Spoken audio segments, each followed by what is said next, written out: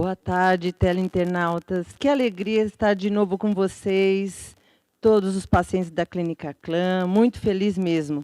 Hoje nós vamos falar sobre saúde corporal e psicológica. Vamos abordar um pouquinho sobre a parte de podologia, reposição hormonal e, claro, hoje é dia 1 de setembro e marco do quê? Da questão em relação à depressão, que é o nosso alerta em relação à cor amarela. Estaremos aqui com uma lindíssima convidada, em que vai nos explicar tudo sobre isso. Eu gostaria de mostrar para vocês e iniciar o primeiro bloco falando sobre a parte de podologia. Aqui, olha, na Clínica Clã, nós temos uma sala específica, toda montada para a parte de podologia, que é o cuidado dos pés. Uma cadeira confortável, eu que sou dentista, hein, gente? Olha, mais confortável que um consultório odontológico, olha que delícia. E nós vamos ter aqui, passando informações para vocês, a podóloga Priscila Torres. Ela é uma graça, sempre trabalha com a gente desde uns 10 anos na Clínica Clã, e eu gostaria de apresentá-la. Então, Priscila Torres, eu gostaria, Priscila, que você falasse um pouquinho sobre a sua formação, por favor. Podóloga, faço parte da equipe da Clínica Clã. A minha paixão pela podologia surgiu há uns 17 anos atrás, quando eu fiz o primeiro curso em pedicure calista. Logo em seguida, eu ingressei no curso do SENAC, curso técnico, em 2005. E hoje eu estou finalizando uma graduação em bacharel em podologia pela Embi Morumbi. Priscila, muitas pessoas nem sabem o que é podologia, né? Só pensa assim, que eu vou à manicure, a manicure já faz a parte dos pés, faz a parte das mãos. Então, me explica, por favor, o que é podologia? O que é a podologia? A podologia, ela nada mais é do que uma ciência que estuda o tratamento dos pés. Ela previne doenças através de orientações e, junto com uma equipe multidisciplinar, ela consegue prevenir futuras doenças vasculares ou obstrução vascular, ou até mesmo doenças dermatológicas, através da avaliação que o podólogo faz no seu consultório.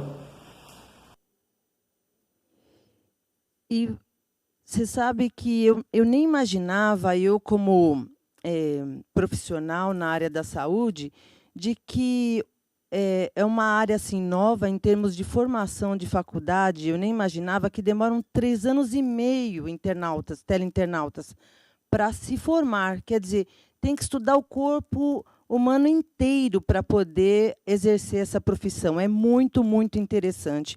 Daí vem a pergunta, a diferença, o que um podólogo faz em relação a uma manicure, já que ele estuda 3 anos e meio para ter esse diploma? O que envolve a podologia, Priscila? Nos explique, por favor. E o podólogo, ele faz o trabalho de podoprofilaxia. O que seria uma podoprofilaxia? Que é a limpeza dos pés, dentro dessa podoprofilaxia que a gente chama, ele faz o corte técnico das unhas, que só um podólogo habilitado, ele conhece os formatos das unhas. Cada pessoa tem um formato de unha. E ele consegue tratar calos e calosidades, não só desbastando calos e calosidades, mas indo sim na origem do problema. De que forma que está formando esse calo, essa calosidade. Não é só retirar. O podólogo clínico, que é a podologia clínica, que é o podólogo que faz a graduação, ele está habilitado a fazer esse tipo de procedimento, que através de uma investigação ele consegue resolver a origem do problema.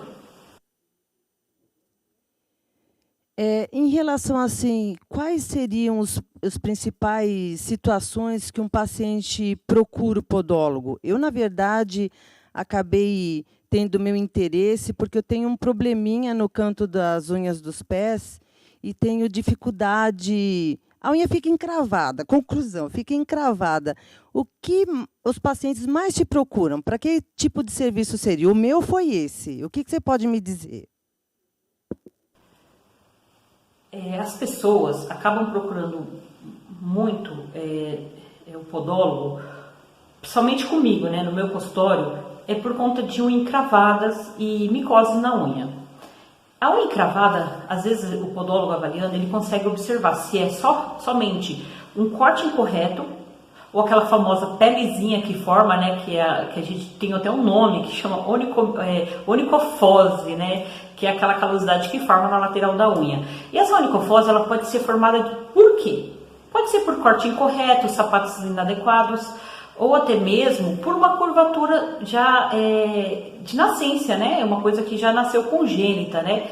Então, o podólogo ele vai avaliar e vai ver qual que é o tratamento específico para aquele tipo de unha. A micose, geralmente, é tratado junto com um dermatologista. É feito um procedimento de uma curetagem, no qual se faz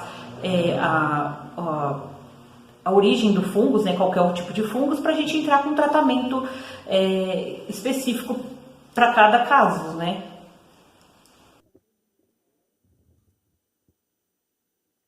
Então, eu descobri, eu tenho onicofose, gente, olha só. É muito chato isso, porque todo mês você tem que estar passando com um podólogo para que depois não tenha aquele problema de inflamação no canto da unha dos dedos dos pés, né? Uma outra coisa que eu acho muito interessante é assim, sempre a gente vê uma relação de pacientes diabéticos com problemas nas estruturas terminais, no caso, em relação aos pés.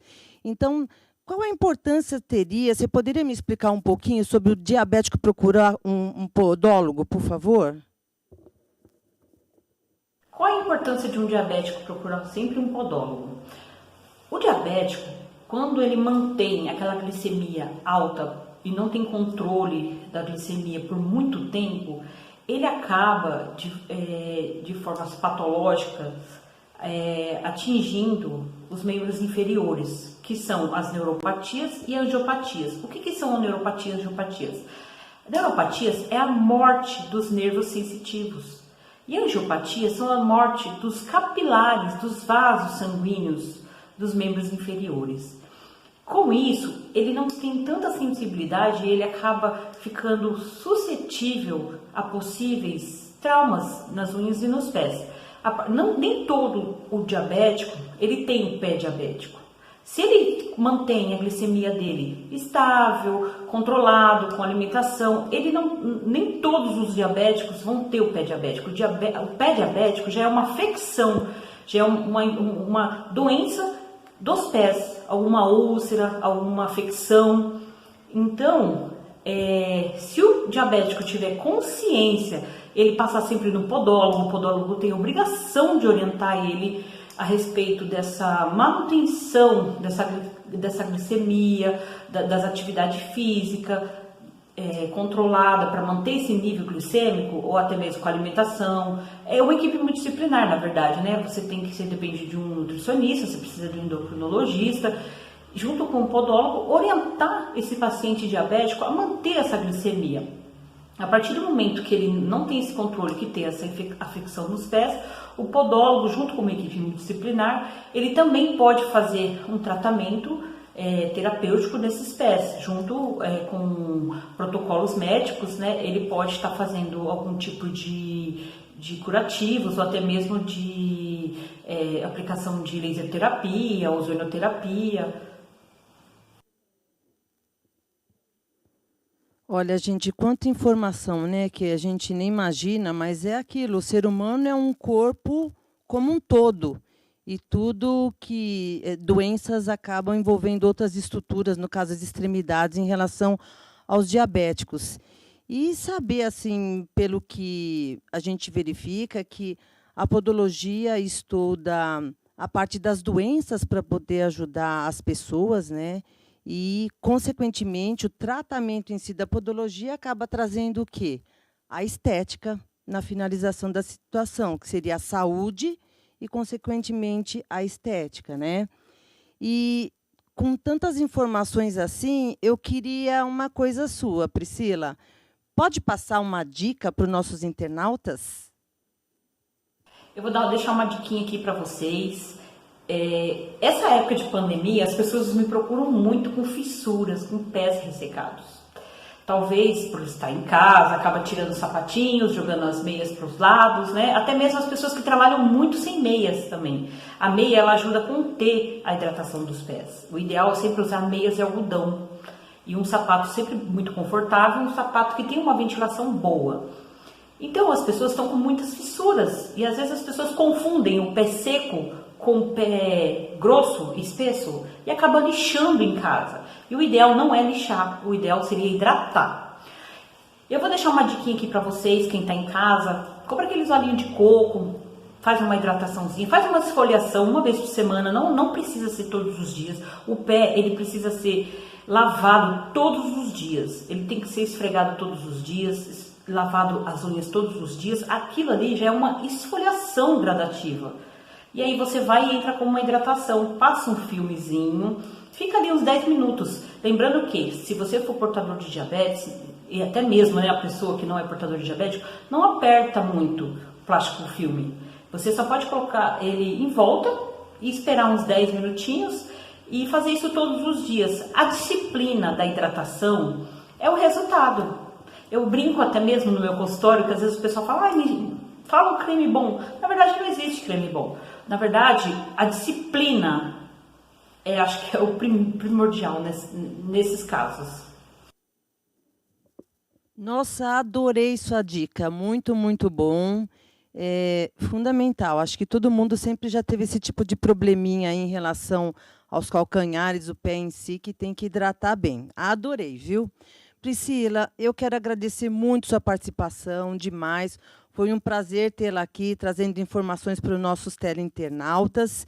E dizer que o que vocês quiserem, teleinternautas, saber mais, entre em contato com o nosso Instagram, Clã Saúde, ou então pelo nosso WhatsApp. Então, Priscila, um grande abraço, muito obrigada. Eu agradeço a doutora Tânia, a TV Up, pelo esse convite. Espero ter ajudado vocês. Foi um prazer imenso. Espero poder voltar aqui e até mesmo estar aí pessoalmente para bater um papo legal e poder responder até mesmo outras perguntas que é a dúvida dos telespectadores. Bom, pessoal, é o seguinte, nós acabamos esse primeiro bloco e nós vamos, depois do nosso intervalo, para o segundo bloco, falando sobre reposição hormonal com o Dr. Edson Tanaka. Nos aguarde.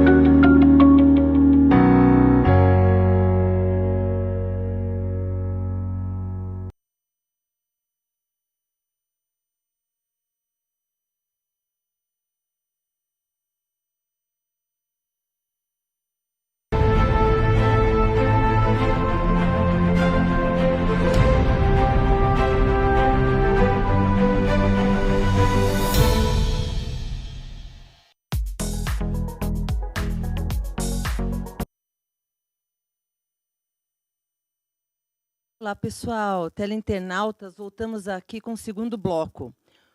O segundo bloco, o assunto abordado é sobre reposição ou modulação hormonal. E quem vai poder nos explicar será o Dr. Edson Tanaka. O Dr. Edson Tanaka, na verdade, era a pessoa fundamental e principal da Clínica Clan. Ele é que construiu a Clínica Clan e esse ano nós vamos fazer 20 anos de atividade. Então, eu vou falar um pouquinho sobre ele. Formado há mais de 30 anos, né, médico, ginecologista, trabalha também na área de prática ortomolecular e faz algumas cirurgias estéticas nos pacientes, né? Eu gostaria muito de conversar hoje com o doutor e sabendo até, gente, que sobre esse assunto eu vou dizer, eu sou paciente dele e já faço reposição hormonal. Então, doutor Edson, por favor, o que é reposição ou modulação hormonal? Nos explique um pouquinho. Obrigada, doutora Tânia, pelo convite. Obrigado à equipe da UpTV. Com relação à sua pergunta, doutora, o que é reposição hormonal? Reposição hormonal nada mais é do que repor o hormônio que está em queda na mulher a partir de uma certa idade, certo? Esse início da reposição não necessariamente tem que ser no período da menopausa. Ela inicia geralmente no período climatério, quando os hormônios começam a ter uma variação dos níveis, onde os pacientes já começam a se queixar, tanto de quadro clínico ou com relação ao ciclo menstrual dela.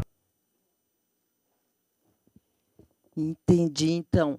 E quais seriam os hormônios que devem ser repostos quando inicia essa situação, doutor? Basicamente, a mulher produz estrogênios, progesterona e testosterona. Então, quando se inicia a reposição, eu particularmente inicio com esses 3 hormônios em quase 100% das vezes, desde que não haja contraindicação para algum deles, né? Esse período que a gente inicia essa modulação hormonal, ela é um pouco variável, porque tem pacientes que iniciam com menopausa precoce, muitas vezes com 35, 40 anos, ou pacientes de uma média geral entre 45 a 50 anos de idade, certo?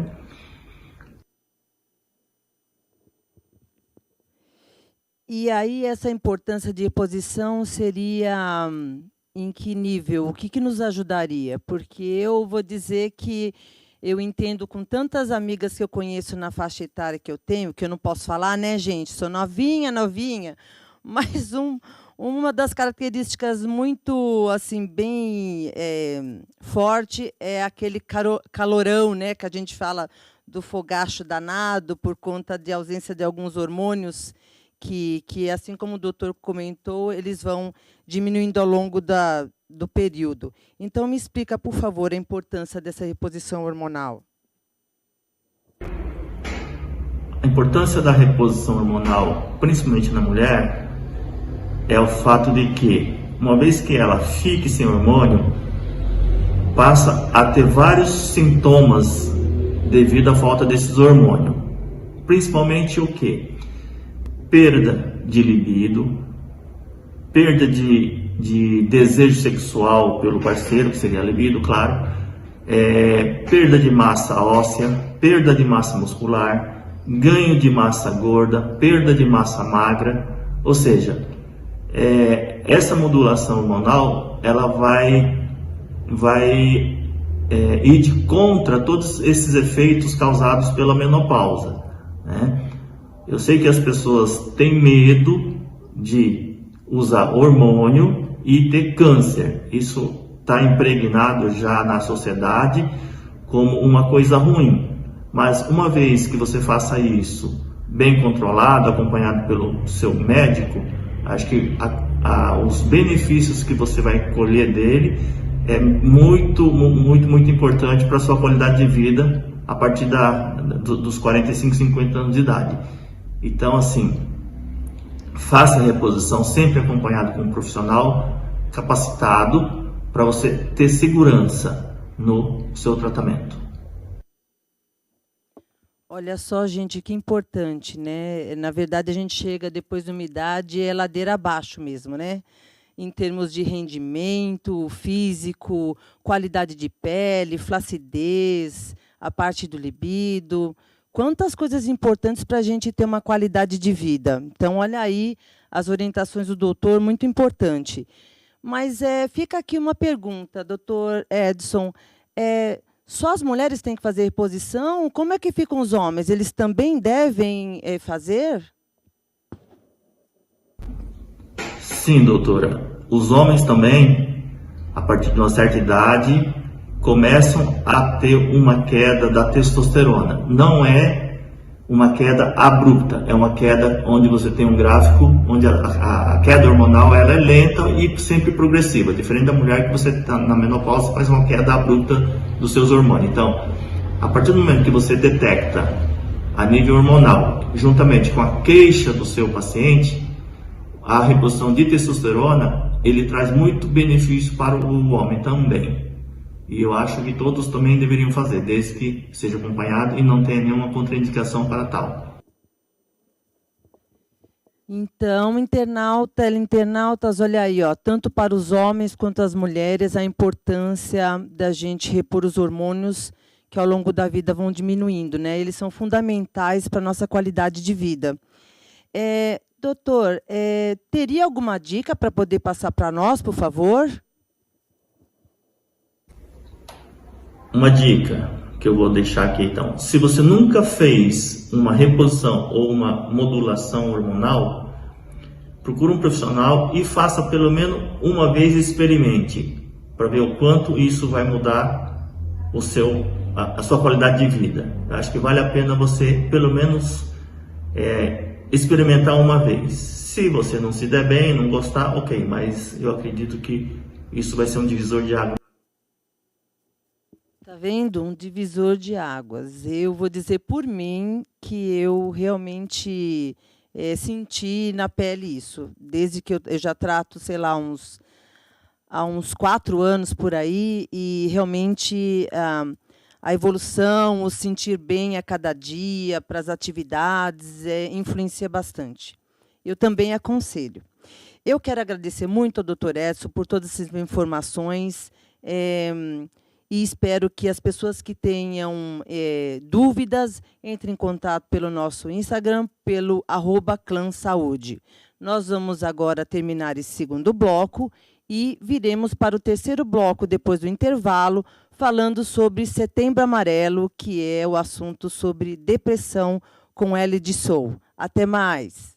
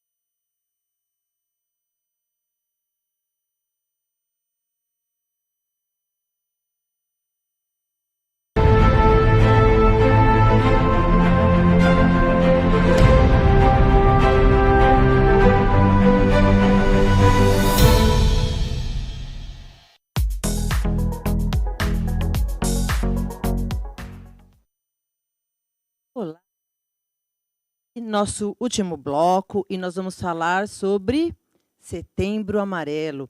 E a nossa convidada, Elide, que prazer estar aqui, Elide. Muito, muito obrigada. Não é a primeira vez, gente, que ela vem ao nosso programa, e é com um grande carinho e felicidade que ela está de novo aqui com a gente, viu? Nossa, fico muito feliz de voltar à UpTV, de estar ao seu lado, poder falar de um assunto que é tão importante nesse momento da pandemia. Muito feliz, muito obrigada pelo convite.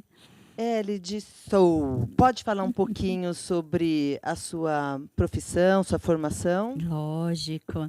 Eu sou jornalista, apaixonada pela área de comunicação, e eu gosto muito de usar esse meu dom, né, para poder atuar dentro das campanhas que existem em prol da comunicação e da informação das pessoas. Então, por exemplo, toda a minha expertise no que diz respeito a treinamento, a palestras, eu gosto de usar, né, o conteúdo que eu tenho para o social. E aí, neste momento, vamos abordar sobre o Setembro Amarelo. Eu atuo através da Sou Comunicação, com os treinamentos, como ghostwriter, enfim, tudo que diz respeito à comunicação, principalmente a interpessoal, eu gosto muito. E agora, nesse mês de setembro, a gente aproveita e atua um pouquinho falando sobre todos esses detalhes do Setembro Amarelo, que é a prevenção prevenção ao suicídio, né? E à depressão também. Então, falando já do Outubro Rosa, o câncer de mama. Não, Setembro Amarelo.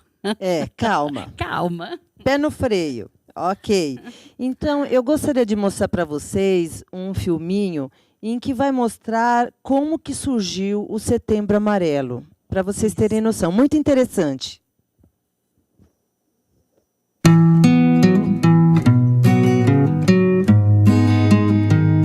Você sabe como surgiu o Setembro Amarelo? Tudo começou com Mike M., em 1994. O jovem de 17 anos era conhecido em sua comunidade pelo apelido Mike das Mustangs. Mike foi um adolescente alegre e tinha habilidades mecânicas, o que lhe permitia ajudar outros amigos. Seu legado começou quando Mike resgatou um Ford Mustang 1968. O garoto dedicou-se muito ao serviço, reconstruiu e pintou o carro da cor amarela. Mas ele sofria de um mal escondido e não encontrou palavras para pedir ajuda. Acabou por tirar a própria vida em um ato desesperado. Seu pedido de ajuda, infelizmente, veio tarde demais. Impactados, a família e os amigos uniram-se para espalhar palavras de ajuda pela comunidade. Escreveram pequenos bilhetes com uma simples mensagem. Este cartão carrega a mensagem que existem pessoas que se importam e podem ajudar. Se você está precisando e não sabe como pedir ajuda, entregue este cartão para um terapeuta, médico, professor, amigo ou parente e diga: "Eu preciso de ajuda". Os bilhetes foram enviados e em apenas 3 semanas tiveram notícias de que alguém havia pedido ajuda por causa do cartão. Desde então, a fita amarela é reconhecida por criar consciência.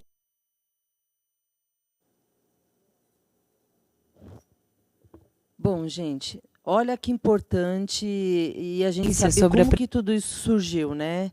E eu queria saber, então, por favor, Elide, o que significa depressão? Bom, a depressão, ela é confundida por algumas pessoas como se fosse simplesmente uma tristeza. Mas, na realidade, a depressão é muito mais do que isso. A depressão, ela passa a ser uma patologia a partir do momento que nós não conseguimos administrar essa tristeza. Ou seja, os neurotransmissores, né, que são produzidos no nosso organismo, como ocitocina, serotonina, eles passam a não ser mais produzidos.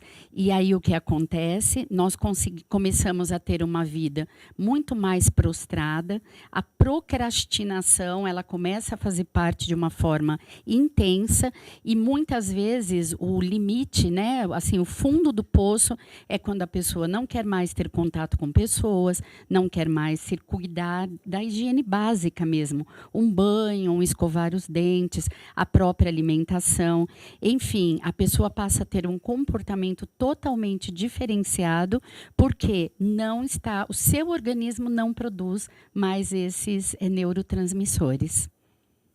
Esses neurotransmissores são ligados totalmente à parte da euforia, né, a alegria da pessoa. E imagina nessa situação de pandemia que tantos tiveram que ficar presos, né? Agora que a gente iniciou uma nova etapa em que as pessoas estão saindo, pondo o pezinho para fora, e eu conheço muita gente que ainda não fez isso, principalmente pessoas mais idosas, com medo, né, de sair de casa. E é um alerta muito importante, eu acho, né? Vem essa questão de isolamento, não é isso, Elide? Exatamente, Tânia. As pessoas, quando elas têm a oportunidade do ir e vir, do contato social, do estar no ambiente de trabalho, elas têm uma rotina de iniciar a sua manhã, produzir, se arrumar, tem uma rotina, mesmo que tenha divergências, mas elas estão lá num contato social. Depois tem o momento do almoço, né? Você conversa, você interage, esquece, inclusive, das suas dificuldades pessoais, dos seus problemas pessoais. Mas, nesta pandemia, os psiquiatras, inclusive o Dr. Marcionilo Laranjeiras, que é um médico que, além de amigo, é um profissional que nos passa muitas informações, ele disse que houve necessidade de se adaptar para este momento, porque a procura foi tão grande na clínica que realmente houve a necessidade de uma adaptação até no formato do atendimento, por exemplo, através do teleatendimento, né, que a medicina agora disponibilizou 100%. Então, nós precisamos ter muito cuidado com as pessoas, principalmente os idosos que têm as comorbidades, né, que estão muito mais fechados, os idosos que moram sozinhos. Eu tenho grandes amigos narrando história de sogra, de mãe, que estão realmente entrando na depressão. É que eu acho assim, eles precisam muito de atenção, né? Mesmo à distância, os filhos, os netos, sim, não podem esquecer, gente, a família não pode esquecer dos idosos, por favor. Olha, eu ainda não estou na faixa de idosos, né? Mas eu vou dizer, por causa do final do meu tratamento recente, oncológico, eu também faço parte do grupo de risco. Então, eu já tive por 3 momentos a possibilidade de ter desenvolvido Covid. E fiz as 3 vezes o teste de PCR. E aí eu tive que ficar primeiro 21 dias, depois 14 dias, e teve um outro período. É muito complicado você ficar em casa sem poder fazer nada, nada fora de casa, né? Então, ter que abrir a porta, pegar, higienizar tudo, não poder conversar, interagir, ter contato com a natureza, é muito complicado. Então, precisa ter muito cuidado. E, olha, não são só idosos, adolescentes. Então, eu gostaria que você me falasse um pouquinho quais são as pessoas que são acometidas assim e a faixa etária, né, em relação a isso. Então, no passado, havia-se uma história, né, um estudo que dizia que normalmente eram as mulheres que estavam chegando mais próximo de menopausa, porque os homens, por causa da baixa variação hormonal, eles não são tão acometidos. Mas era sempre dito, né, que as mulheres nessa faixa etária, algumas adolescentes, quando passava pela alteração hormonal, né, na puberdade. Hoje não, Tânia. Infelizmente, infelizmente, hoje nós já temos relato de crianças a partir de 8 anos tentando o suicídio. Inclusive, na mídia foi divulgado uma criança que cortou a janela e se jogou nessa faixa etária. E pode ir até 80 anos. Por exemplo, no assustador, Japão, né? Isso, no assustador. Japão, por exemplo, a quantidade de pessoas que acabam com a vida por causa da depressão é muito complicado. Puxa vida, é uma coisa que deixa todo mundo terrível. Assim, imagina a família, né? Suportar toda essa situação acontecendo, uma tragédia dessa. Sim, não é mesmo? Inclusive nós temos algumas imagens que podem ser disponibilizadas, que fala, né? Mostra eu vou falando conforme elas vão aparecendo para nós. É um mês de prevenção do suicídio. Nós falamos da depressão porque a depressão ela abre esse caminho para tentar dar um fim na vida, né? Então, eu estou muito triste, eu não estou sabendo administrar, não sei o que está acontecendo comigo, então eu quero acabar com a minha vida. Mas, olha, eu vou dizer, experiência própria, não é drama, não é para chamar atenção, não é falta de Deus e muito menos frescura. A depressão, ela é realmente uma patologia. Ela já está inserida, ela tem um CID, ela tem medicamentos, ela tem um médico que atende e, de repente, ela pode estar muito ligada à parte também genética, né? Então, nós precisamos ter muito cuidado e muita atenção, porque é uma série de fatores que pode desenvolver a depressão. E, no caso, que tipo de tratamento é proposto para uma pessoa quando tem uma doença dessa?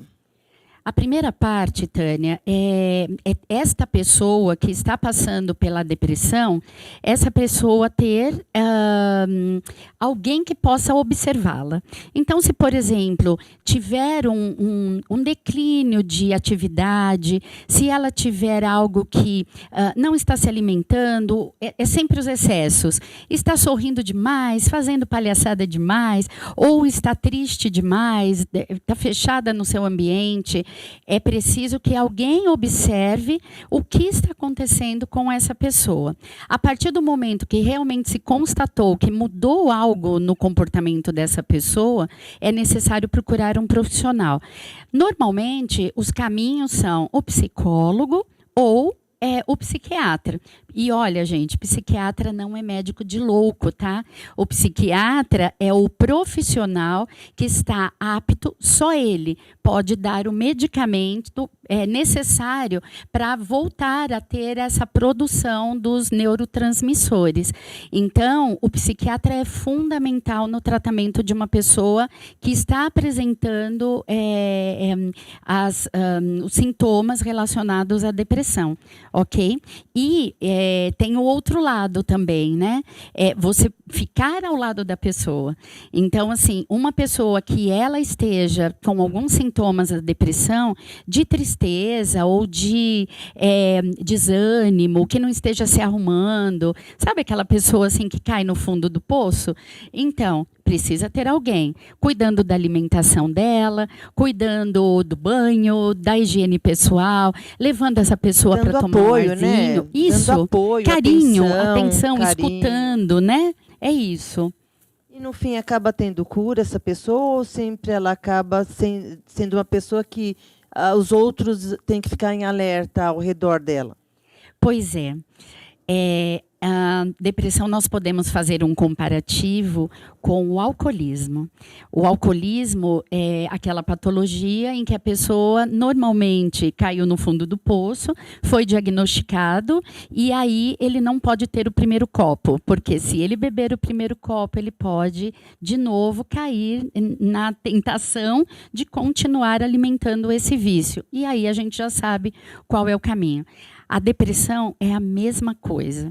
A depressão, só que o problema não é a bebida alcoólica, no caso, né? No caso da depressão, são os starts emocionais. Ou seja, normalmente quem desenvolve a depressão, ela tem alguma coisa muito mal resolvida dentro dela. Se por um acaso disparar um gatilho em que para ela, não é para as pessoas que a cerca, mas para ela estiver muito abalada, por exemplo, ela se sente rejeitada e acontece alguma coisa que vai envolvê-la com a rejeição, ou ela, enfim, qualquer coisa que desencadeie exatamente o que ela tem mal resolvido, pode ser um gatilho para desenvolver essa depressão. E aí nós temos mais algumas imagens que nós podemos pedir, que seria, por exemplo, essa seria uma referência a nós ajudarmos quem está no fundo do poço, né? Então, seria uma pessoa que ama alguém, ama o amor universal, e ela se preocupa e percebe que a pessoa que necessite de uma ajuda. Então, nós podemos, né? Tem uma outra imagem, inclusive, que mostra uma pessoa que ela está, né, assim, com a cabecinha para baixo, isso, é uma pessoa que ela não está vendo mais a luz no final do túnel. Então, quando nós observarmos que as pessoas que amamos, que as que fazem parte do nosso círculo de amizade familiar, mesmo que seja do trabalho, porque a gente convive e a gente sabe, então a gente pode chegar e conversar com aquela pessoa. Uma pessoa que está em depressão é muito interessante, Tânia. Se você perguntar para ela: oi, tá tudo bem com você? Você quer conversar? Quer que eu escute alguma coisa? Quer se abrir comigo? Essa pessoa desaba. Ela desaba. Um oi, tudo bem, é o start para essa pessoa desabar. Então, nós precisamos estar mais solícitos e mais perceptíveis na sensibilidade para saber, porque pode acontecer alguma coisa muito grave. Eu entendo, esse desabafo deve ser muito importante, que deve funcionar como uma panela de pressão, não é isso? Exatamente, só que não é uma pressão que alguém vá tirar ali a pressãozinha e abrir um pouquinho. Não, pode ser uma panela de pressão que vai estourar lá com um grãozinho de ervilha, entendeu? E se por acaso acontecer na sua família alguém que tenta o suicídio, como que você tem que agir em relação a isso? É uma situação bem complicada, né? Olha, as pessoas que estão com sintomas de depressão, por isso que é necessário a família ou amigos, né, se não tiver familiares, prestar atenção nas pessoas que o cercam. Então, o que seria o primeiro passo? Retire objetos pontiagudos. Então, por exemplo, facas, tesouras, do foco de visualização dessa pessoa. Então, o ideal é que esteja guardado em gaveta, etc. Por exemplo, em banheiro, nós poderíamos tirar a parte perfuro cortantes. Então, gilete, sabe? Qualquer coisa que tenha. Porque, de repente, essa pessoa pode entrar no banheiro para fazer a sua higiene e ela ter um estalo e, de repente, ela querer cortar os pulsos ou algo até pior, né? Então, isso seria o ideal. Nós temos mais algumas imagens que nós podemos também elucidar essa situação que de fácil não tem nada, né? As estatísticas, elas são assustadoras. 800 mil pessoas se matam a cada ano, 2.200 a cada dia, ou seja, a 40 segundos, uma pessoa se suicida no mundo. E isso é um dado da OMS, da Organização Mundial da Saúde. Assustador. E olha aquele do Brasil, Tânia. No Brasil, são aproximadamente 12 mil casos por ano, o que dá uma média de 32 suicídios por dia. Então, quer dizer, isso é uma estatística de final de 2018 para 2019. Então, esse ano, esses números aumentaram só nesse primeiro semestre em função da pandemia. Eu imagino que essa situação toda sem ter esse contato social, carinho da família, tudo isso deve ter dado um start maior a essa parte de depressão. E aí ficou alerta, né, gente, para que todos uns olhem os outros ao seu redor para que detecte alguma alteração. Tem como evitar a depressão? Olha, a depressão ela vem tanto pelo lado genético, né? Você, de repente, pode ter um familiar que já teve algo falando a respeito, como também pode ser algo que desenvolva em você em função de muitas situações que você possa ter passado e não se deu conta. E está ali, né, uma panelinha de pressão fervendo que não fechou a tampa ainda. Então, a gente precisa ter muito cuidado. Então, hoje, o que a psiquiatria nos orienta? E, assim, terapeutas, psicólogos, eles têm um comum acordo. Nós precisamos desenvolver esses neurotransmissores, ou seja, nós precisamos de serotonina. Para isso, atividades físicas, aqueles cuidados com a alimentação, né? Importante. Importantíssimo. O cuidado com o álcool. Então, por exemplo, existe uma estatística que diz, se você sente necessidade de uma dose de bebida por dia, você já é caracterizado como um alcoólatra. E a bebida ela pode desenvolver a depressão. Atividade física, gente, de uma caminhada 3 vezes por semana, no mínimo meia hora. Até mesmo uma academia, dançar dentro de casa, dançar com os netinhos, com criança. Na verdade, eu acho assim que deve ser uma ou outras atividades, mais que uma, que a pessoa se sinta bem, alegre, não é isso? Sim, que sim. faça a qualidade de vida e todas as substâncias que nos ajudam na alegria, né, no bem-estar, ser produzida. Exatamente. Então, nós temos que nos presentear com alegria. Então, o que você gosta? Então, por exemplo, eu adoro plantas, eu adoro animais, eu adoro dançar, cantar. E assistir um filme no cinema. Então, assistir um filme no cinema não está podendo, né? Está fechado ainda. Pode. Tomar café com as amigas. Mas ficar em casa no Netflix, então, assistindo, qualquer coisa assim que a pessoa curta, né? Por exemplo, eu já gosto muito dos documentários, mas tudo bem, Netflix está aceito, tá bom? Se faz feliz, tá tudo bem. Mas assim, faça algo que te faça bem. Gosta de bordar? Borde. Homens, gosta de jogar o tênis, gosta de, sei lá, seja o que te traga alegria. Então, nós precisamos fomentar, ainda mais nesse momento de pandemia, nós precisamos alimentar a nossa autoestima, a nossa alegria pessoal. A partir do momento que eu estou feliz, acho que até tenho mais algumas imagens, a partir do momento que eu estou feliz, eu consigo contribuir para a produção dos neurotransmissores. Então, essa tela só reforça, né, que, como nós dissemos, a última linha eu acho que é a mais importante. O suicídio é a segunda causa de morte entre pessoas de 15 a 29 anos. Só que nas estatísticas nós já temos a partir de 8 anos. Crianças com 8 anos tentando suicídio. Então, e olha, é a 15ª causa de morte no mundo. Então, o que acontece? Nós precisamos ter muito cuidado, reforçando, é uma estatística do ano passado. Não é uma estatística que engloba esse ano. Esses números aumentaram. Está subestimado, né? Com certeza vai aumentar bem mais. Infelizmente, e a única forma que tem é a observação, é o cuidado, é nós observarmos as pessoas que estão ao nosso lado e buscarmos ajuda, porque nem sempre existe uma frase que fala assim, quem vai se matar vai avisar, vai chamar atenção. Não. Quem realmente quer terminar com a vida não vai avisar. Avisa quem quer chamar atenção, entendeu? Quem não tem coragem de fazer. Quem tem coragem de fazer, não chama a atenção. Você sabe que eu conheço 2 casos em que a pessoa sempre falava e ela tinha depressão, né? Inclusive a filha era psicóloga. Em um determinado dia ela se enforcou. Pois é. Né? Terrível. Então, pessoal, teleinternautas, prestem atenção, fiquem sempre atentos com as pessoas assim, que ela falou, não é brincadeira, não está falando bobeira.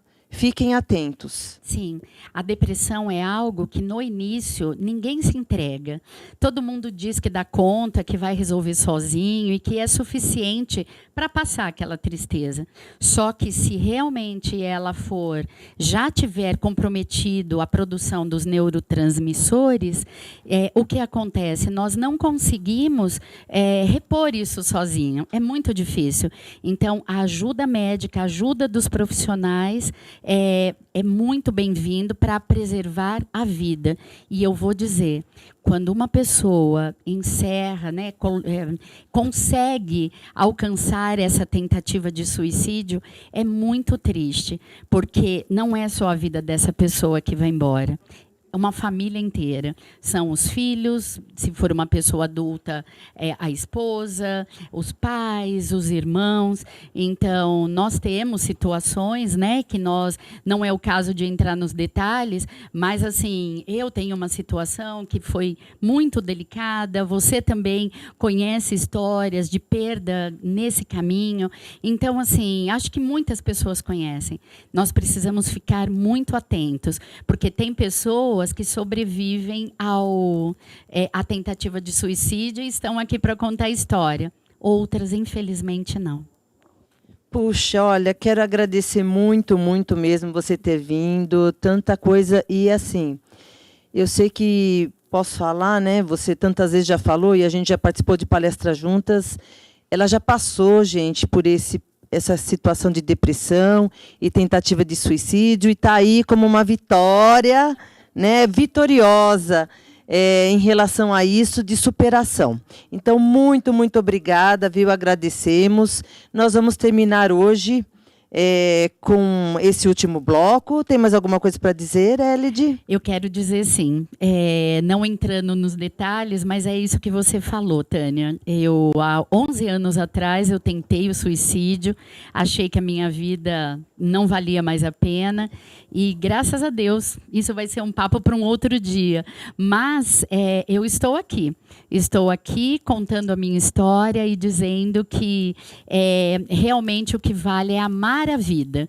Eu acho que nós precisamos valorizar a vida, e nós que já passamos por depressão, precisamos ter sempre muito cuidado com quem convivemos, para quem falamos sobre as nossas histórias e, principalmente, onde nós estamos nos expondo para que esses starts não desencadeiem. Porque eu faço parte do grupo que é acompanhada o tempo todo por psiquiatra e, principalmente, terapia, independente dela ser alternativa ou não. Nesse momento, eu faço uma terapia em treinamento de inteligência emocional. Então, cada um sabe, a acupuntura ajuda, as massagens terapêuticas, por exemplo, a Clínica Clã, tem vários profissionais que podem elevar a sua autoestima, ajudar para que você se sinta melhor. Então, por favor, acreditem, a vida vale a pena. E se de repente vocês precisarem de mais algum detalhe, conversem com a Tânia sabe como me encontrar, a UpTV também, e vai ser um prazer poder dividir a minha experiência. E eu queria fazer tipo o programa da Xuxa, posso? Não é um beijo para minha mãe, para o meu pai, para não sei mais quem, mas eu quero dar 3 beijos, posso? 1000 beijos, pode ir lá, vamos lá. Primeiro, eu queria dar um beijo para uma pessoa que é amiga em comum, que é a Neuci.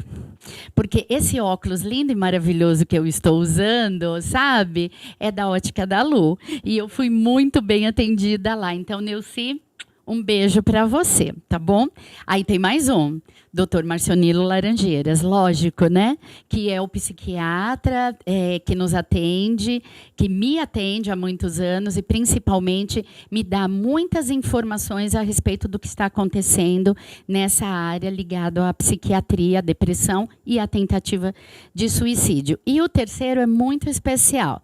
Não é para o Hélio. Hélio, beijo, né? Tenho que dar beijo pro Hélio, não tem quanto. Mas esse não é para você. O que eu vou dar agora é um beijo para Elva Cristina Sgambato. Elva Cristina Sgambato é uma pessoa que eu vi nascendo. É uma pessoa assim um pouquinho mais nova que eu, mas eu conseguia pegá-la no colo. E ela é uma pessoa que acabou de passar por uma prova também ligada à depressão. E ela superou, está superando, está acompanhada, tendo o apoio dos filhos, dos familiares, enfim. A Elva sabe porque eu estou dando esse beijo para ela. Elva, estamos juntas e conte comigo para o que você precisar. Obrigada, Tânia. Imagina. Elva, também grande abraço nosso aqui, viu? Sinta-se abraçada, tá? Então, teleinternautas, mais uma vez, então, terminamos o nosso programa com um grande carinho e eu gostaria de agradecer a atenção de vocês e até o próximo programa. E se vocês tiverem algum tipo de dúvida, orientação que for, seja com a Elide, conosco, que a Clã pode dar todo o suporte, por favor, entre em contato no Instagram com @clãsaúde, tá? Ou pelo nosso WhatsApp. Grande beijo para vocês e até mais.